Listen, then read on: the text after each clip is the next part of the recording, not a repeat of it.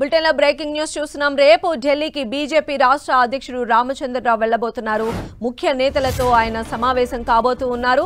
BL Santosh, Sunil Bansal తో ప్రత్యేకంగా రామచంద్రరావు సమావేశాలు అయ్యేటువంటి అవకాశం ఉంది. ఇక జూబ్లీ హిల్స్ ఉప ఎన్నిక అభ్యర్థి ఎంపికపైనే ప్రధానంగా చర్చించే ఛాన్స్ కనిపిస్తోంది. అదేవిధంగా తెలంగాణలో పార్టీ పరిణామాలపైన ముఖ్య నేతలతో రామచంద్రరావు చర్చించనున్నారు.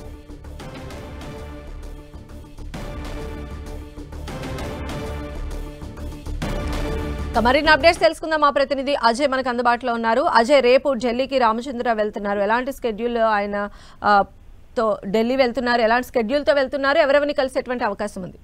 మనం చూసుకోవచ్చు, రేపు బీజేపీ రాష్ట్ర అధ్యక్షుడు ఢిల్లీ వెళ్తున్నారు. ఇక్కడ బీజేపీ ముఖ్య నేతలతోటి సమావేశం కానున్నారు. కీలకంగా సంస్థాగత వ్యవహారాలు చూసేటువంటి నేతలతో ఆయన సమావేశం కానున్నారు. ప్రధానంగా బిఎల్ సంతోష్, సునీల్ బన్సల్ తో ప్రత్యేకంగా సమావేశమై రాష్ట్రంలో ఉన్నటువంటి తాజా రాజకీయ పరిస్థితులు, మరి ముఖ్యంగా జూబ్లీహిల్స్ ఉప ఎన్నిక అభ్యర్థి ఎంపిక పైన చర్చించే అవకాశం అయితే మనకు కనబడుతుంది. రాష్ట్రంలో ప్రజెంట్ జరుగుతున్నటువంటి రాజకీయ పరిణామాలు ఏ విధంగా ఉన్నాయి, బీసీ సంబంధించినటువంటి రాజకీయాలు ఏ విధంగా నడుస్తున్నాయి, ఇలాంటి అంశాలతో పాటు జూబ్లీహిల్స్ అభ్యర్థి ఎవరైతే బాగుంటుందన్న దానిపైన కూడా చర్చించే అవకాశం అయితే లేకపోలేదు. ఇప్పటికే బొంతు రామ్మోహన్ పేరును కూడా కొంతమంది నేతలు ప్రతిపాదించినటువంటి నేపథ్యంలో ఈ అంశాలను కూడా ఆయన అధిష్టానం ముందు పెట్టే అవకాశం అయితే లేకపోలేదు. ఇప్పటికే ఎవరైతే పోటీలో ఉన్నటువంటి అభ్యర్థులు, టికెట్ ఆశిస్తున్నటువంటి అభ్యర్థులకు సంబంధించి త్రిసభ్య కమిటీ చేసింది. త్రిసభ్య కమిటీ ఒక రిపోర్ట్ ని కూడా ఇచ్చింది. వారు సూచించిన పేర్లతో పాటు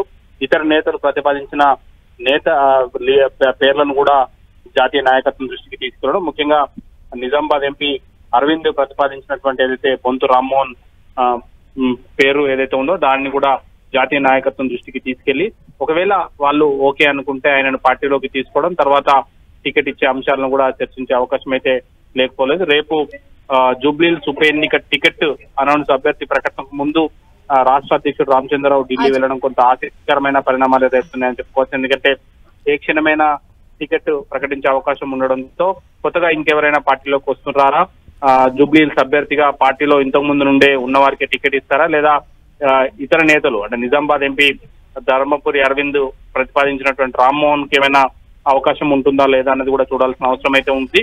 మొత్తానికైతే రామచంద్రరావు జూబ్లీహిల్స్ అభ్యర్థి ప్రకటనకు ముందు ఢిల్లీ వెళ్లడం అయితే ఆసక్తికరమైన పరిణామాలు చోటు చేసుకుంటారని చెప్పుకోవచ్చు. రైట్ అజయ్.